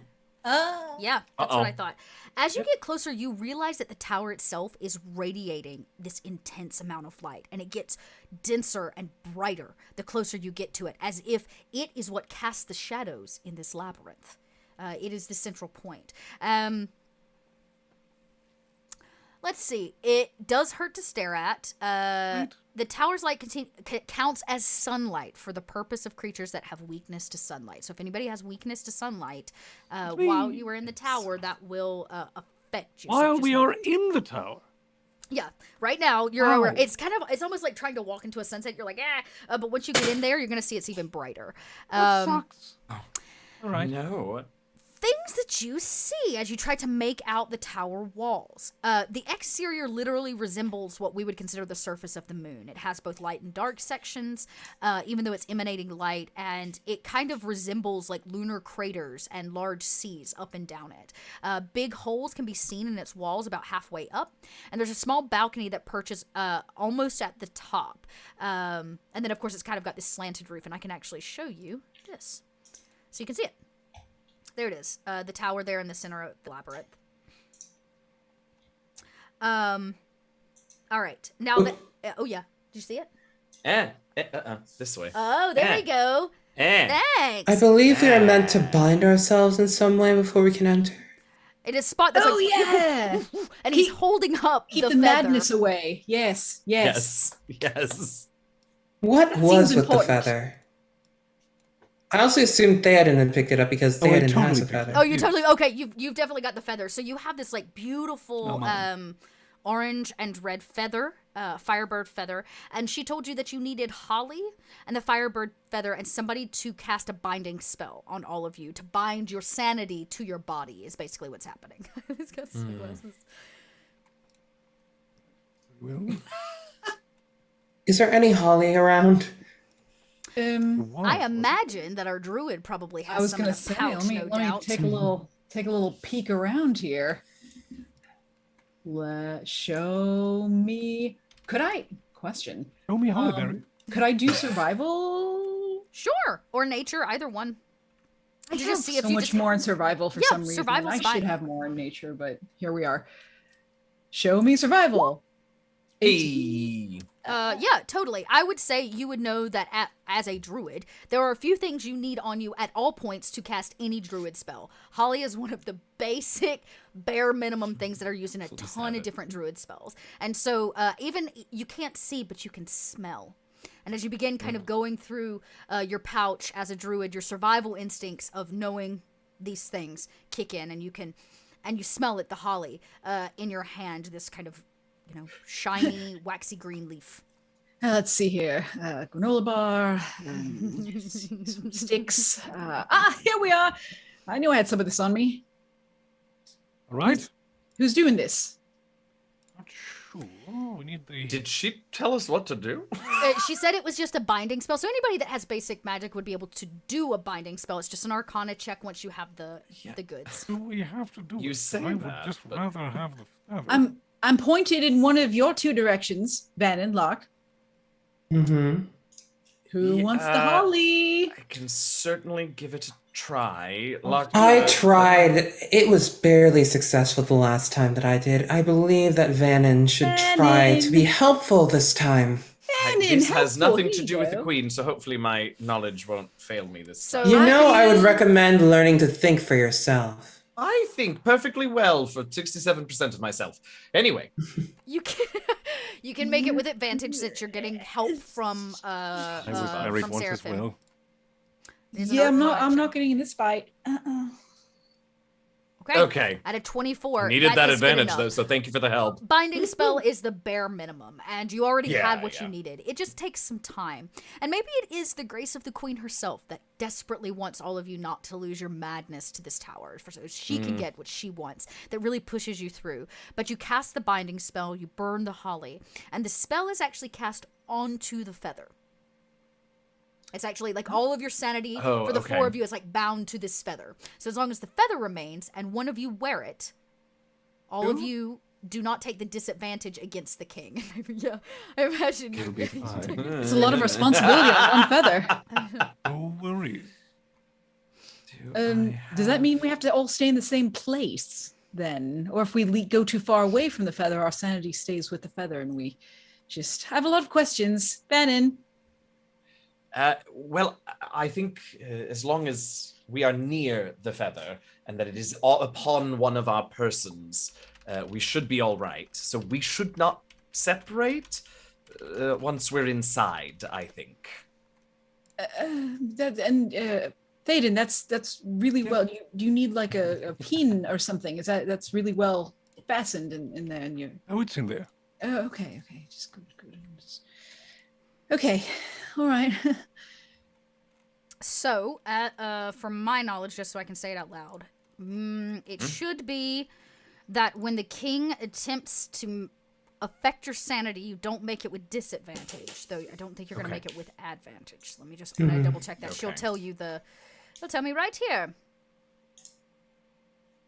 I say that. Oh, the shades. Oh my god. Yeah, they're really A+. Oh, the shade. Oh, yes. Oh, the shade. Yes, that is correct. So it'll basically give you. Oh no, I take that back. It will give you advantage against him when he attempts to do it. So just note, there'll probably be a couple times where he's gonna try to mess with your sanity. That's what he does. I can close that. Too many tabs open here. Okay, so you all kind of stand at the base of this now. You have this feather. It's kind of beaming out. You've buried this dagger away in a safe hiding place. But beyond this kind of, where the glass once stood is, where the tower is, there's a glass door. Yeah. There's like this big blue glass door that leads you into it. See if there's anything else. Shall we knock? Rather think he probably knows we're coming. He may not. He may, you know. You also he's mad. insisted that I not care for the courtesies to the Shadow Queen, but here we are trying to take the Orb of Rule from the king, and we want to knock first. And Vannon opens Point the door. of fact, when we were in the court, we did no such thing. Well, While we have been serving the queen on her mission, you have been lost in technicalities when the mission is to serve her ultimate bidding. Do you think she cares about the people who are lost here when it means that her power is going to be consolidated? Vannon, think for yourself. Did the door open? Great. So all of that is I'm standing sort of just inside the door, nodding and listening. Yes. And I imagine Lark's voice rings out in this space because it is a tower, a stone tower, right? And it does not necessarily stand empty. Beyond the blue glass door is this enormous chamber dominated by this kind of pale gray-blue set of stairs, as if smoke had taken kind of a spiral form and were climbing up the interior of it. On either side of the stairs are piles of stone rubble, and an enormous oak and iron circle of a wheel, fully about 10 feet across, lies at the bottom of this stairs. A chain dangles down to the oak wheel from above. A wall of moonlight divides the room behind the stairs from the front section. Bloodstain and green splatters stain the floor around the throne. And I'm actually going to, because y'all should be on this map, so I can give you a little bit. I can close that. So many things to close. I will try to reveal some things for all of you. Let's see. First floor as you walk in. So, let me try again. I'm trying to reveal that to you. Did that show up? I see nothing. Oh. I don't either. That's okay. What I'm gonna do is turn off Fog of War so that you can just see things. Reset fog. Hey. Did I not do it? It still looks black if that's like black and blank. Oh, there's something. There was a flash. There's a flash. Permanent darkness reveal. The moon works in mysterious ways. It does. Mm. It does. Dark side of the moon. Explorable darkness, permanent darkness. No, I don't want any of that. I don't want any of this. Roll 20. All right, I'm gonna do this. I don't want any of these I don't want options. any of these options. These are not that. It's okay. Here's what I'm gonna do. I'm just gonna turn off Fog of War. I'm gonna turn off the grid. We probably don't even really need that. Off, on, off. Save. Haha! There we go. Moon sauce. Never hurts to just turn off what you don't need. Okay, so you'll be able to see this. The upper left one is the floor. It is a circular chamber. You can see the spiral stairs there in the middle. To the north is where the throne sits here, kind of spattered with blood and all sorts of things. The wheel there to the left, and kind of this crumbled pile of stone here as well. Yeah. Perfect. Thank you. Yes, but from what you can tell, it is empty at the moment.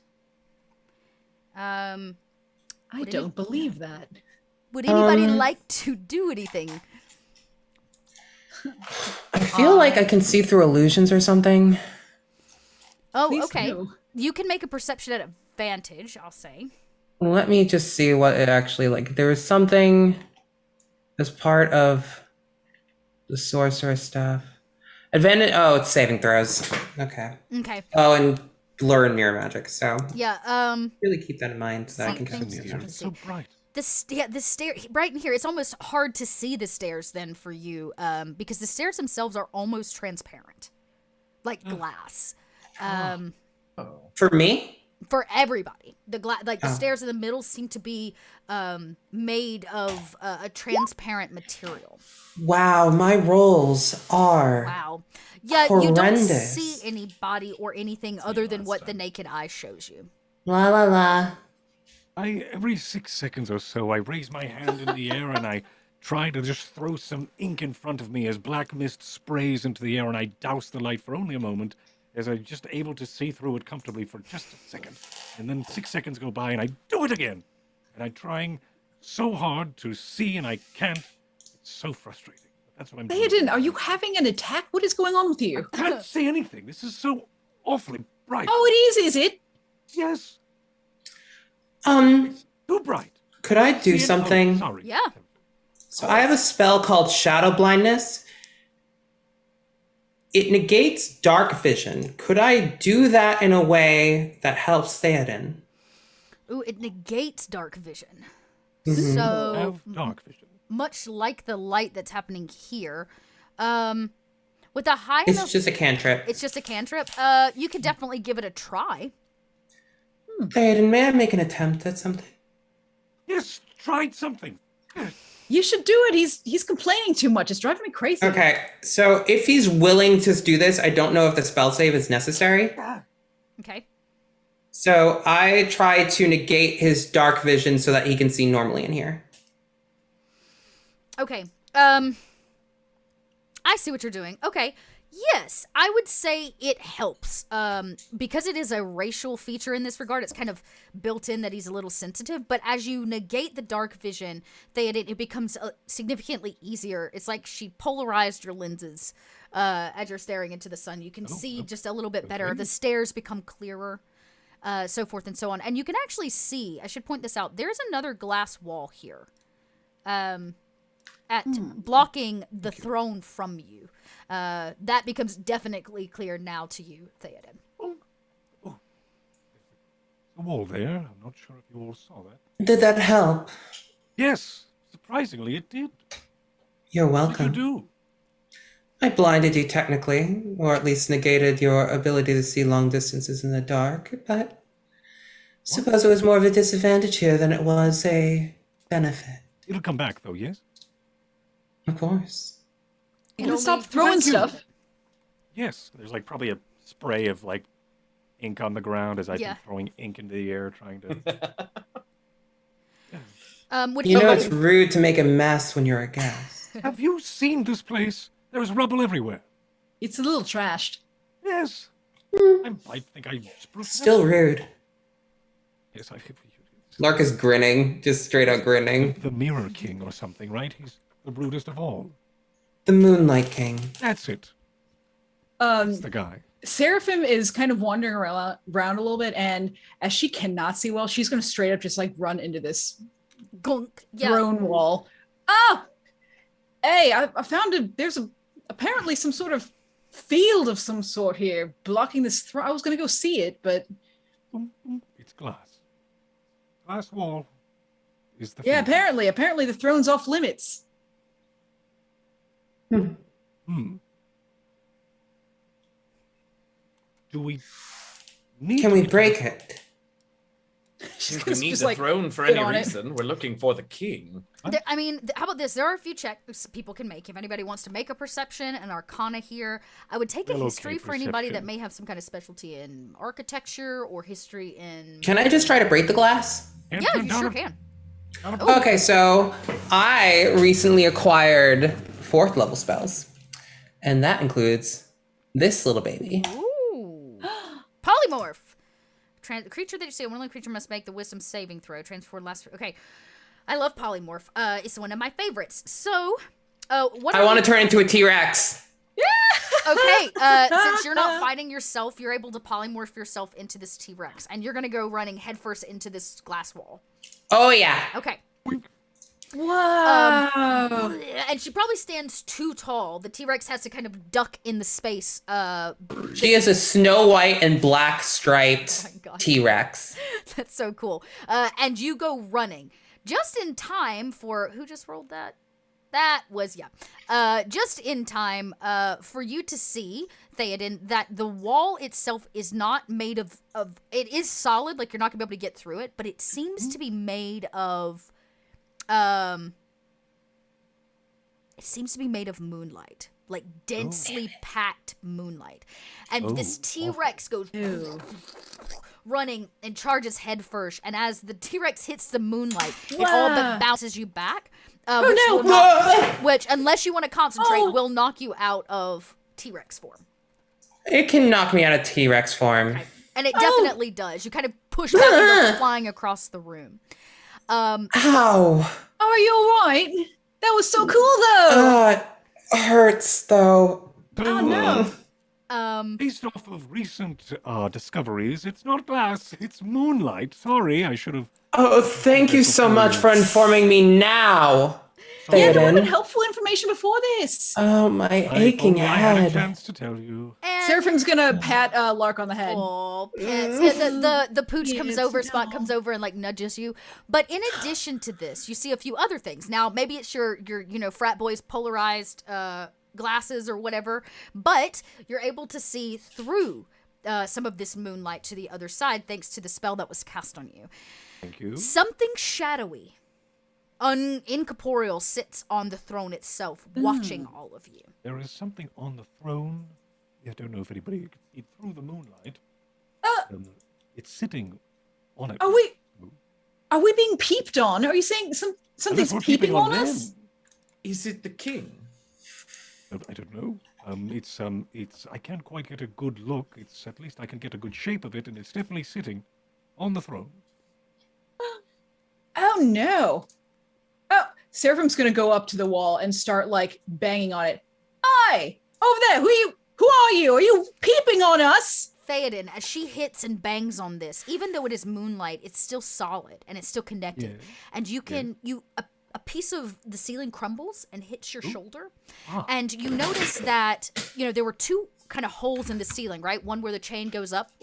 Yes. It seems that the floor is like burnt out to some degree in certain places.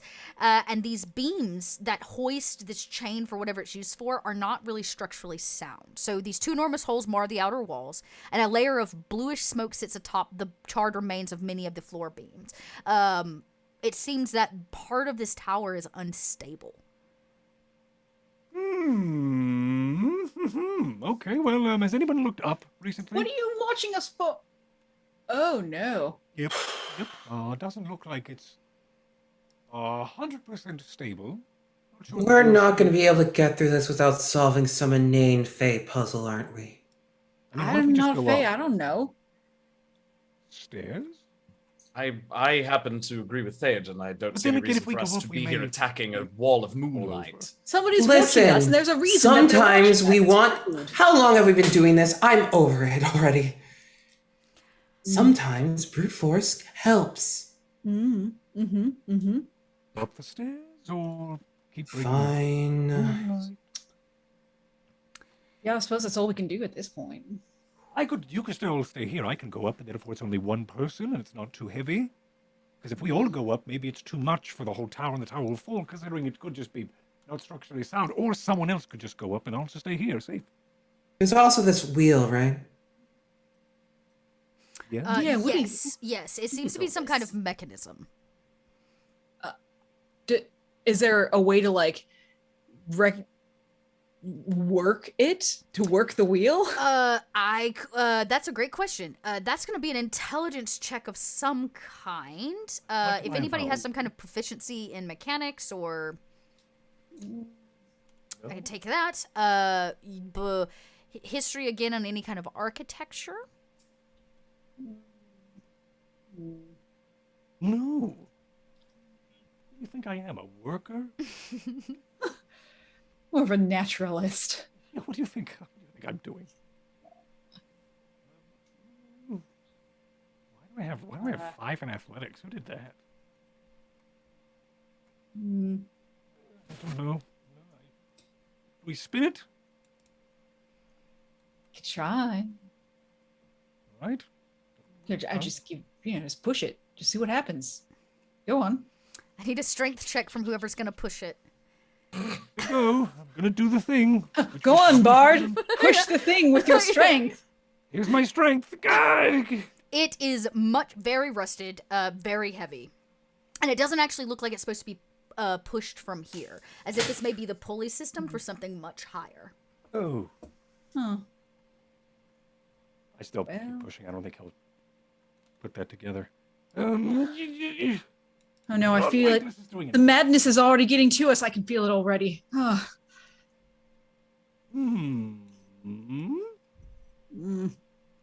Well, I think I'm going to go up these stairs. I think I've done long enough down here. I've tried everything. We've tried bashing into the wall. We've tried spinning the wheel. We haven't tried going up the stairs. Well. Anyway, here I go. Okay. Who's up first?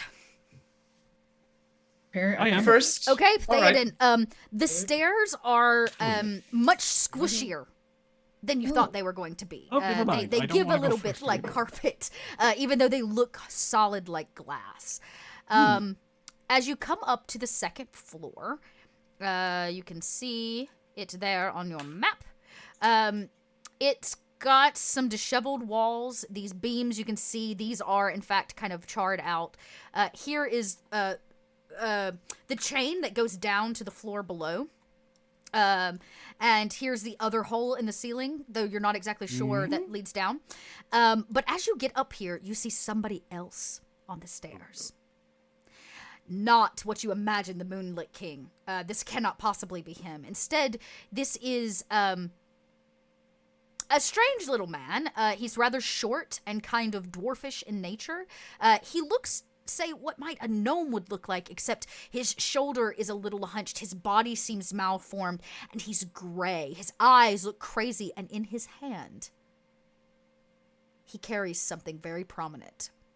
A black orb. And he goes, ah! Wah!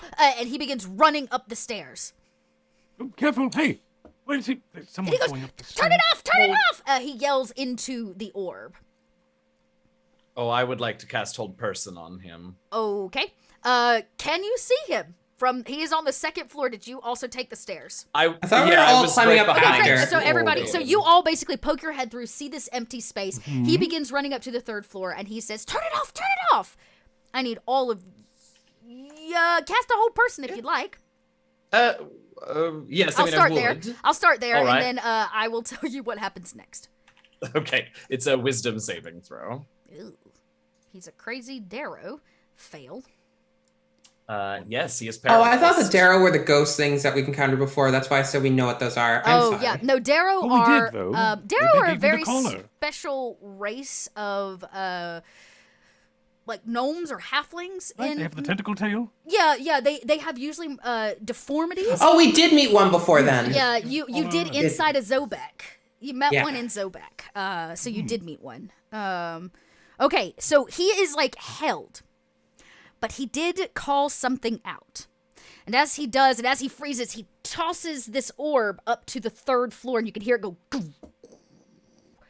But not before the stairs that you're all standing on drop out from underneath you. Ooh. The stairs basically turn into nothingness under your feet. Right. So, I'm going to have everybody, you can do one of two things. You can try to grab one of these cracking beams, which is going to be a dexterity saving throw. Or you can just choose to fall if you'd prefer, or if you think you have some other means, like the chain is hanging here. There are some options, but everybody will need to make a dexterity saving throw to grab onto something. Hey! Oh! Where were these rolls earlier, y'all? Can That's I a good just question.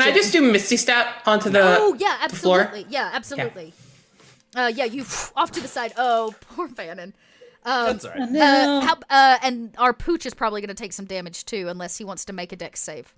Oh wait, he does. Okay. Hold on. I got him up here. Oh, no, my pooch. Hound of And- Night. Oh, no, my buddy. Okay. So Theoden and Theoden and Seraphim, you both make it. You kind of step onto solid ground or onto one of these beams above you because there's not really much floor left here. You manage to misty step off to the side, Lark, and also catch one of these beams. But it is Vannon and our dear Spot who are going to take the first bit of fall damage. Y'all each just take a d10 because it's only 10 feet to the floor. So you each take 3 as they fall below and land on the ground. The three of he's you... no longer held. I failed my concentration check too. Oh, yes. Yeah. And you can see he was held. Actually, he's going to have to make a dex save too. He can't. So he's also going to take the 3 points of damage as he falls and hits one of the beams, breaking it, and then hitting the floor below. And we see Vannon, this Darrow that's now back awake, and the Pooch on the first floor, below an empty hole in the ceiling, and above are all these cracking beams that are barely holding all of your weight. One of them is Theoden, Seraphim, and Lark. And we're at time. So next week, y'all get to perch out here for a week. And we'll continue to make your way up the Moonlit King's tower. But we'll have to come back to that next week because we are at time. Yes. Yes, cliffhanger. Yes. We had a lot of first-time chat viewers tonight. Thanks, everybody, for coming in and hanging out with us. We really, really appreciate it. And if you're here with Warriors or Waterdeep, thanks for coming to hang out with us too. Let's go around. We're gonna go backwards this time, so it'll be Eugenio, Fox, Cord, and Persetheroth. Everybody can introduce himself and tell them where they can find you when you're not here on Monday nights. Hey, hi everybody. I'm Eugenio. I'm DM Jazzy Hands. You can follow me on Twitter and here on Twitch at DM Jazzy Hands. Tuesdays and Thursdays afternoons, I'm playing through the Mass Effect series on my channel, so come hang out for that. Wednesdays, my D&D podcast drops new episodes, so you can check us out, The Last Refuge, at DND Last Refuge on Twitter. And Sundays, I'm over co-DMing Rivals of Waterdeep, twitch.tv/Rivals of Waterdeep every Sunday. That's me. All right. Take us away, Fox. Yeah, hello everyone. I'm Rocket Fox. You can find me over on my channel where I'm normally playing Biomutant. And then on Thursdays, I'm over on the Sirenscape channel where we're doing an ongoing Cyberpunk Red game, which has been really fun and wacky and all that stuff. And I also have a podcast as well called Fantastically Strange. So if you like things that are both fantastic and or strange, it is for your ear holes. And also on all of the podcasting places. And if not, I will force it onto all of the podcasting places. So come hang out with me and follow and creep on me so I can creep on you. Thanks so much. Mutual creeping. I love it. All right, Cord, you're up. Speaking of mutual creeping, hi everybody, it's me, Mythomatic or Cord. You can follow me on twitter.com/Mythomatic or follow me on twitch.tv/Mythomatic, where I do a lot of cinematic roleplay and cool stuff like that. I am also the creator of Spellwind, which is a D&D setting with, how do I say it? With volatile magic and cosmic mystery. It's a show that's over on Table Story on Wednesdays at 4 p.m. Come by, check it out. I'm not going to say anything because if I do, I'll probably jinx it like it's happened. But you should come by this week. Some cool stuff. Anyway, I'm probably going to go live after this. So just come check me out when I'm doing stuff. Thank you so much. This was a lot of fun. I can't wait for next week. Next week, let's see if they actually make it to the Moonlit King next week. Hey. Persetheroth, bring us home. Hello, I'm Persephone, aka Persephoroth. I'm a TTRPG content creator, variety streamer. I stream at Persephoroth. I'm also probably going to go live after this with either Dandy Ace or some sort of Pokemon challenge. I am the DM of Fast Times at D&D High, and I'm also Sam Nightingale on the now completed season of Dimension 20, The Seven. So if you want to check out any and all of that, please do. You can also, on Twitch, I stream... today will be a special case because I knew I was going to go live after this, but usually my schedule is Thursday, Friday, Saturday, Sunday. Wonderful. Y'all, I'm Dot. I'm here all the time doing Kobold Press things as your resident Kobold diet. Damn, I love this game and I love these people. If you enjoyed today's show, Love you. Oh, thanks, y'all. Take a second, follow the channel, follow all of these people because they're all making incredible content. If you love this, I'm sure you're gonna love whatever else they're doing out there. And I want to say thanks again to the Welcome In. I totally missed your raid because my face was deep in Roll20. So thank you so much for the raid and hanging out with us. We'll be back next week. It will be the smack dab middle of this second season of this campaign. So come by because I have no idea. I never know with these. I never know how things are going to turn out with this group. What they're going to do, how they're going to do it.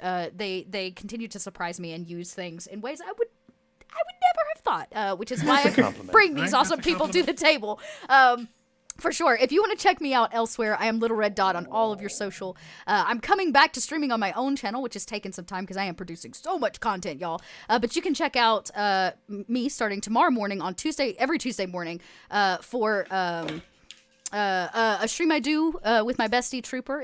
We play some Divinity Original Sin and just goof off. We call it Simply Divine. So come get divine with us first thing on Tuesday mornings. And if you would like some more dark content, I do produce a podcast as well called Stitch of Fate. We're about to go into our third season. It's a Vampire the Masquerade podcast, and oh boy, it is my baby, and I'm very proud of it. So go check it out. Other than that, we'll be back here, same Kobold time, same Kobold channel. And if you like the content that you're seeing, especially in the Realm of Shadows, well, we have a Kickstarter going on right now on Kobold Press called The Book of Ebon Tides, which is a setting for the entirety of the Realm of Shadows. So much bigger than just what the courts are dealing with. And that's up right now. And you can come check us out on Wednesday for Kobold Chats. We'll be talking more about that. So if you would like a little bit more lore, you want to know more about it, come check it out. I think that's it. That's all I got. So we will see you all next week. Let's hope that they, their stairs stay under their feet this time. We'll see. Until next time, everybody. Bye. Toodles!